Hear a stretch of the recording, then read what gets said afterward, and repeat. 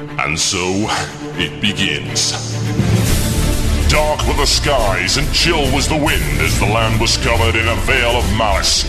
Across the hill did ride a dread army of the night, cloaked in mist and fog, prepared to rain down death and destruction upon the land. And the people did crowd for a savior, a noble soul to save them from their impending demise.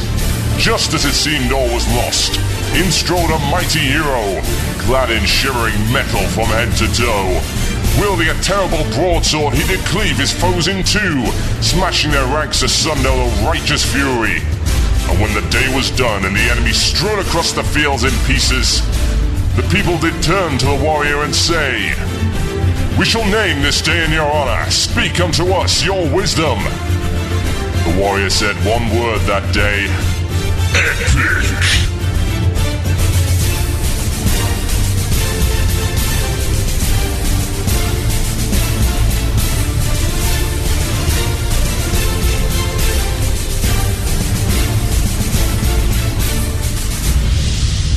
One man, one Murloc, one giant angry badger. This is Blue Please. It begins now.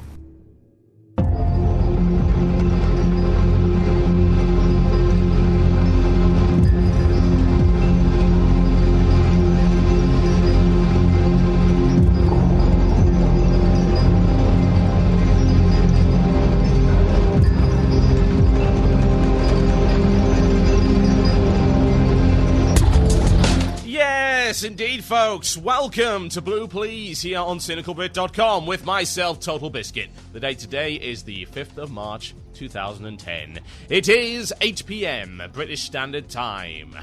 There isn't really such thing as a British Standard Time, which is why I'm now setting the standard for the British Standard Time. Ergo, this is the correct time that all other times must adhere to, and also pay tribute. In lesser times, it is 3 p.m. Eastern Standard. Indeed. That fake time. The heretical time. The time that must be burned at the stake. Delicious steak. What I've got coming in from the show today, folks, many things. As always, we'll be announcing the winners, or indeed the winner, only one of these, unfortunately, of the StarCraft 2 contest. I'm not going to tell you when. Oh no. You're going to have to wait. Patience is a virtue seldom found in WoW players, so I tend to find. So keep an eye on the show and an ear on the stream, and you'll find out who wins a little bit later on the show. We've got the mailbag coming, and of course, your chance to contribute to the show. It's the illusion of choice. You get to pick the last topic of the show. Email themurloc@gmail.com. That is themurloc@gmail.com. Best one or easiest, whichever comes first, that one gets picked. We shall do that one at the end of the show.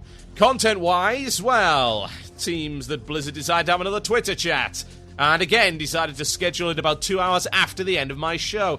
You know, the funny thing is, it sounds like a joke, but the first time they did a Twitter chat, they did it before my show.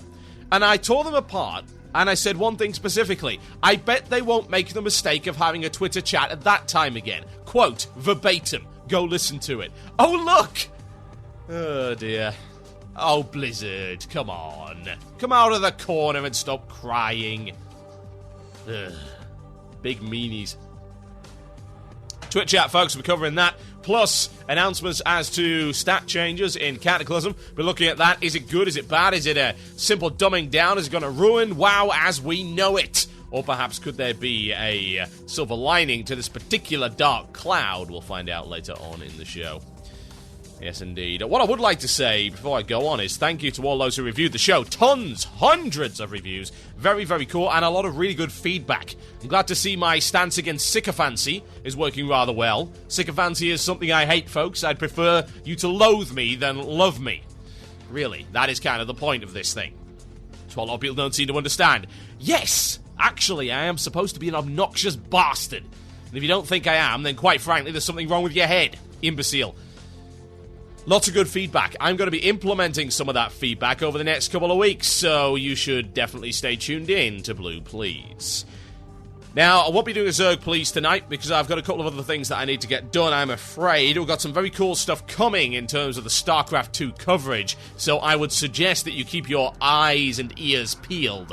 More I Suck at StarCraft 2 videos, plus some other projects in the pipeline coming sooner than you might think. It's going to be cool, folks. I can guarantee that. You are going to be blown away. And everyone else is going to be blown out of the water. That I can guarantee. Artillery the likes of you, which you've never seen. Gotta be good stuff. What else? Was there anything else cool? Well, I suppose I should, before I go on, give you guys a warning as to the new Trojan that's around, yes. Something rather unpleasant in the term of what's called a man-in-the-middle attack. This has only recently started being used in the last week or so. It is a Trojan that can, quote, successfully hack authenticated protector accounts. However, this is how it works. So, you get this keylogger and this Trojan, yeah? And when you enter your authentication data, instead of sending it to the Blizzard server, it sends it to a third-party server, yeah? And that third-party server then sends a false signal to the Blizzard server, which means that you're just going to get the authenticated code erroring out. Now, they've got about 10 seconds or so to put in that authenticated code, and they will gain access to your account that way. However, do not panic, for God's sake. One, it's easy to remove. You need to look for a DLL file called mcor, that's EMCOR, which is usually in your root directory users/your username/appdata/temp. Have a look.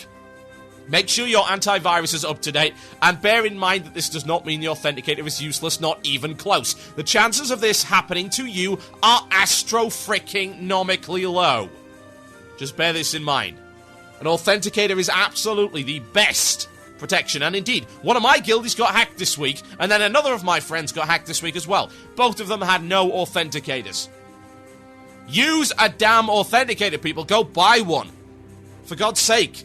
Barely any. Do I have to give some away on the show? Okay, we'll sort that out next week. Let's see what I can do. I'll give some authenticators away on the show. If you've got problems with getting one of these things, let me help you out. For God's sake, secure your damn account. The chances of a man-in-the-middle attack on you are so incredibly low. That does not mean you should discount it. And anyone that says otherwise, I give props, in fact, to a fellow over at WoW.com. Yes, indeed, I'm actually giving props to someone over at WoW.com. No, I am deadly serious.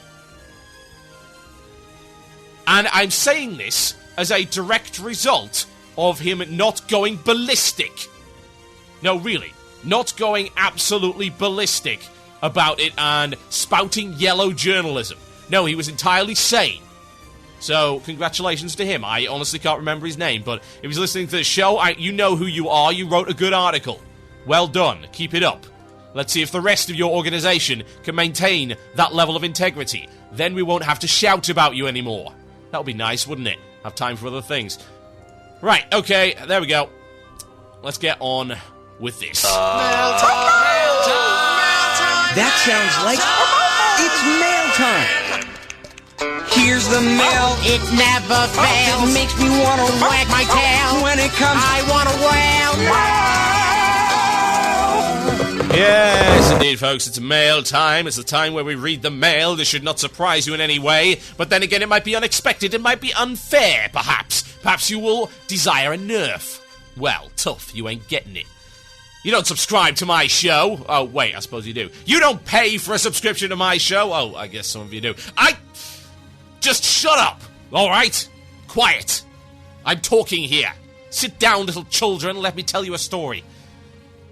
This one's going in for Banzi, and he says this. To the host that fills me to the brim with loathe and contempt. Not really. Oh! You're smashing my hopes up against the rocks there.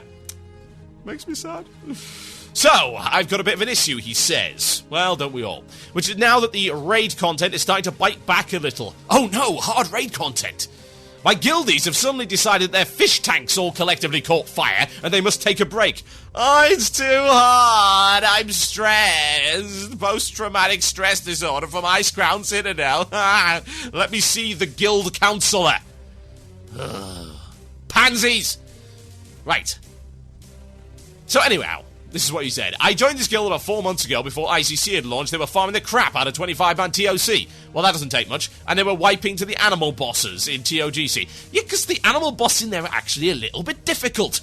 Shock horror. Are you suggesting, in fact... Are you suggesting that... Not one, but two Jormungandr worms. Put a stop to the uber progress of your guild? Inconceivable! I've done these, they're actually kind of hard. Anyway, I'll never get to the end of this email if I continue with these ridiculous derails. Would you like me to continue with the ridiculous derails? Please tell me in the IRC channel at irc.quakenet.org. Hash or pound Cynical Brit, or click the chat button at the top of the screen on cynicalbrit.com. Yes, we do have web chat now for you lazy bastards who can't get an IRC client. I don't want to. Yeah, it's too hard. Right. More derails. I've got loads of derails, they're great. Let's get on with this. So, when ICC dropped, we, along with the majority of the WoW raiding community, ransacked the first wing. They were feeling pretty good about themselves, while I felt disappointed. Mostly on Blizzard for dropping what seemed to be yet another lackluster instance. No kidding. Then the Plague Wing dropped and we attempted Rotface first. That boss filled me with hope because he stomped our butts for not 1, not 2, but 3 nights worth of wiping. Festigut admittedly went down immediately after, but 25-man Putricide was a nightmare for them to wrap their heads around. Yes, it is. Problem was that during and indeed after Festigut, people started dropping off the radar. Some would give the usual canned IRL excuses, some would just vanish. We were at the point now that in order to raid, we need to bring in third, the backups of the backups. And kin, basically friends and family, just to fill the raids. The problem here being that these people don't pull enough DPS or healing to justify their raid spot. The guild as a whole is recruiting again, but recruitment on a stale server takes time, and the expansion burnout, as I like to call it, is creeping closer every day. I want to finish ICC, but I love this guild up until this point. So at what point do guild loyalties and personal loyalties clash, and when, if ever, is it appropriate to break it off with your guild over lack of progression in search of a guild willing to put forth the effort? That's from Banzi. Level 80, Troll Mage, Storm Rage US. Okay, that's a lot of different questions. So let's start with one. When is it acceptable to allow guild loyalties and personal loyalties to clash? Always. Personal loyalties must always take priority over guild loyalties. Ladies and gentlemen, let's get that straight. Real life more important than video game in every conceivable scenario. But here's the thing. Generally speaking, unless it's blindsided you, this should not be a factor. I've got RL stuff to do as well. I gotta go to work every day. I've got all this stuff to put on my website. I've got my second job to deal with, i.e. the website. I've got shows to put on every single day of the week. I've got my guild to raid with. I've got other things to do. And of course, in that time, I've also got to squeeze in family time with my wife and son, despite the fact that we're not even in the goddamn same country, which I might add actually makes it a little bit harder to do. So I've got to put in a little more effort there. Webcam, Skype chat, and all that good stuff. And you know how I do that? I do it in the way that any other grown-up does it, that knows what they're doing. They schedule their life. I want to raid, but I also want to do all this stuff. That means I've got to look at my schedule and say, will this work and how do I make it work? Do I get to work on time every day? Yes. Do I miss a day of work? No. Do I take days off work simply to play World of Warcraft? Well, every now and again I do, but that's because I'm entitled to holiday pay. I don't take sickies, I don't pull sick days to go and play games, but no, I will take my entitled holiday pay because I am entitled to that money. I am entitled to those days off. Everyone in my company is. So yeah, I'll happily book a day in advance to go play a new video game release because I want to. Or alternatively, I'll do what other people do. I'll book a day off to go on a night out, or to go visit friends, or to go visit some part of the country, or just to take a day to kick back and relax. That's fine. That never interferes with my raiding, and vice versa, my raiding never interferes with my life. Because I don't let it. It's as simple as that. But if you do, and if you do end up in a situation where you're blindsided by something like that, then yes, absolutely, it should take priority. It's real life, folks. It absolutely has to take priority. And if your guild doesn't understand that, then that sucks. Of course, the problem is that some people make an excuse out of it. They say, oh, well, I've got to do this. I've got a family dinner here, blah, blah, blah. It's like, well, surely you knew about this before, and you couldn't have just told us this now. But at the end of the day, it's difficult to determine whether or not people are telling the truth, so you've got to take it on a case-by-case basis. But yes, RL greater than raiding, always. Always. I had a housemate at one point, some of you probably know him, he went by the name of Kiki Jiki, and he skipped a really awesome gig in order to raid. And you know what he said a couple of weeks afterwards? I'm an effing idiot. And yeah, he was. He was stupid. Why? Why would you just raid instead of going to a cool gig, man? Seriously.